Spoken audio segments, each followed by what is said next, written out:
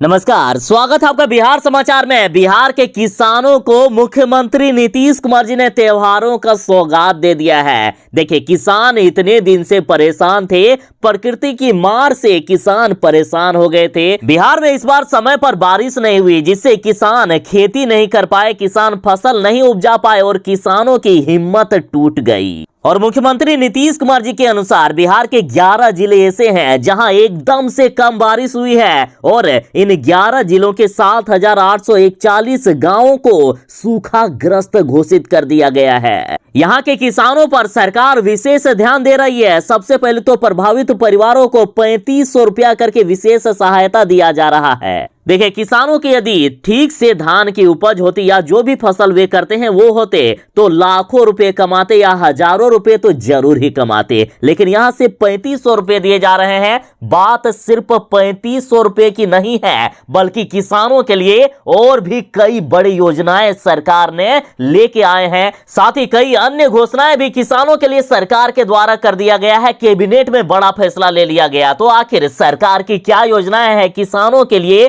क्या क्या राहत दी गई है, इसे तमाम बातों पर चर्चा करने से पहले आपसे एक छोटी सी अनुरोध है, कृपया वीडियो को एक प्यारा सा लाइक अवश्य कर दीजिएगा। आपका लाइक करना ही हमारी मेहनत का फल होता है।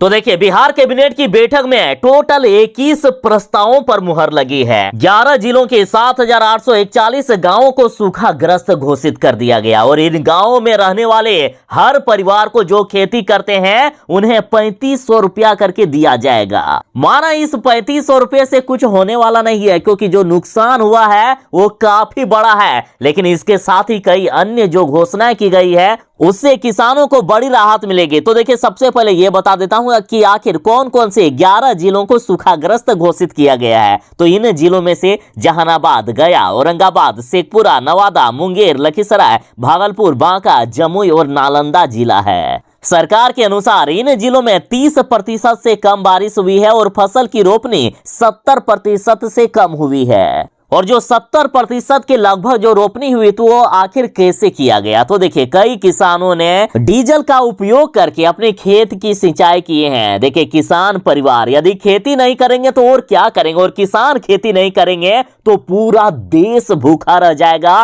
पूरी दुनिया भूखी रह जाएगी। इसलिए किसानों ने ठाना कि बारिश भले नहीं हुई, लेकिन हमें अपने देश के लिए अन्न उपजाना है। किसान अन्नदाता है, अपने लिए नहीं लोगों के लिए किसानों ने काम किया और डीजल का उपयोग करके किसानों ने किसी तरह से अपने खेत की सिंचाई किए और लगभग 70% तक यहां खेती हुई है। तो जिन किसानों ने जितना भी लीटर डीजल लगाया है, सरकार उस डीजल का भी पैसा किसानों को देगी। तो आखिर किसानों को कितने बड़े खेत के लिए कितना डीजल दिया जाएगा, कितने डीजल में अनुदान दिया जाएगा, इस पर बात करेंगे। इससे पहले आप और भी घोषणाएं सुन लीजिए। तो सबसे पहले तो मुख्यमंत्री नीतीश कुमार जी ने अपने सभी अधिकारियों को आदेश दे दिया है कि कोई काम चाहे बिहार में हो या ना हो, किसानों की सबसे पहले मदद करें। किसान अन्नदाता हैं। कम बारिश होने के बावजूद भी किसानों ने देश के लिए काम किया और फसल उपजाए, इसलिए सबसे पहले किसानों की मदद होनी चाहिए। किसानों के लिए बड़ी घोषणाओं में यह भी है कि किसान यदि चाहते हैं कि अब भी वे वैकल्पिक फसल लगाए, कुछ ऐसे फसल लगाए जो कम बारिश में और अभी के मौसम में तैयार हो जाए, तो किसानों के लिए सरकार पूरा खर्चा देगी। यदि किसान तैयार हो जाए कि मैं अपने खेत में, अपने बाड़ी में, अपने जमीन में इस फसल को लगाऊंगा, तो सरकार बीज से लेकर हर प्रकार के खर्चे देगी। बस किसानों को अपना फसल को ठीक से उपजाना होगा। तो ये सब कुछ बड़ी घोषणाएं हैं जिससे किसानों की जो समस्या है वो दूर हो सकता है। इस बार फसल नहीं हुई है, किसान अपने आखिर परिवार को कैसे पालेंगे? तो इसलिए मुख्यमंत्री नीतीश कुमार जी ने वैकल्पिक फसल में भी पूरा मदद करने की घोषणा कर दिए हैं। डीजल अनुदान पर बात करेंगे, इससे पहले आप एक और बड़ी खबर जान लीजिए। तो देखिए, 1 नवंबर से धान की खरीद की जाएगी। जिन किसानों ने धान की उपज किए हैं, भले ही डीजल के द्वारा सिंचाई करके या फिर बिजली से, जैसे भी किए हो, यदि किसानों ने धान की उपज कर ली है तो सरकार 1 नवंबर से धान की खरीद करेगी। देखिए, बड़ी खबर है कि राज्य सरकार ने खरीफ विपणन वर्ष 2022-23 के लिए धान खरीद शुरू करने की घोषणा कर दी है। इसके लिए किसान कृषि या सहकारिता विभाग की वेबसाइट पर सीधे जाकर आवेदन कर सकते हैं। लिंक 14 अक्टूबर 2022 से एक्टिव कर दिया गया है और इस बार ग्रेड ए के धान का मतलब अच्छे किस्म के यदि आपके पास धान है तो न्यूनतम समर्थन मूल्य 2060 रुपए और साधारण धान के लिए 2040 रुपए प्रति क्विंटल निर्धारित किया गया है। यानी अच्छे किस्म के धान सरकार 20 रुपए 60 पैसे प्रति किलो और थोड़े से यदि लो क्वालिटी के हैं तो 20 रुपए 40 पैसे प्रति किलो के हिसाब से खरीदेगी। और पिछले वर्ष की तरह भी इस बार भी 45 लाख मीट्रिक टन धान और 20 लाख मीट्रिक टन चावल खरीद का लक्ष्य रखा गया है। और एक जरूरी सूचना, धान खरीद उत्तर बिहार के सभी जिलों में 1 नवंबर और दक्षिण बिहार के सभी जिलों में 15 नवंबर से शुरू होगी। 31 मार्च 2023 तक सरकार पूरे बिहार से धान की खरीद करेगी और इस बार भी पैक्स और व्यापार मंडलों के जरिए ही खरीद की जाएगी। धान अधिप्राप्ति की राशि सीधे किसानों के खाते में भेज दिया जाएगा। तो कई किसान जो खाता का विवरण देते हैं ना, वो थोड़ा ठीक से दीजिएगा। यदि आप खाता का जेरॉक्स करा के भी देते हैं तो अच्छे ठीक से जेरॉक्स करवाइएगा ताकि खाता नंबर ठीक से दिख सके। यही सब कुछ आप दिक्कत कर देते हैं, इसीलिए समय पर पैसा नहीं पहुंच पाता है, तो डॉक्यूमेंट में कोई भी दिक्कत ना करें।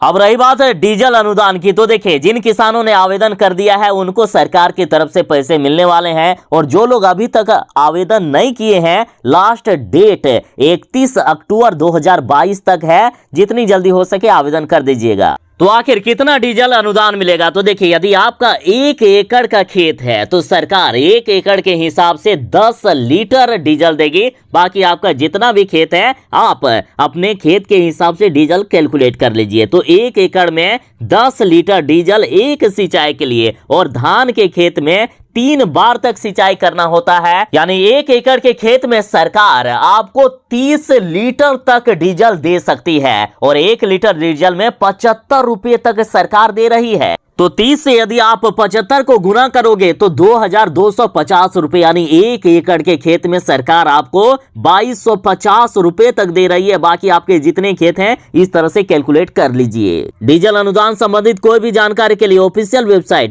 dbtagriculture.bihar.gov.in पर आए। डीजल अनुदान के लिए अब तक यानी 2022-23 में अब तक 10,66,375 लोगों ने आवेदन कर दिया है।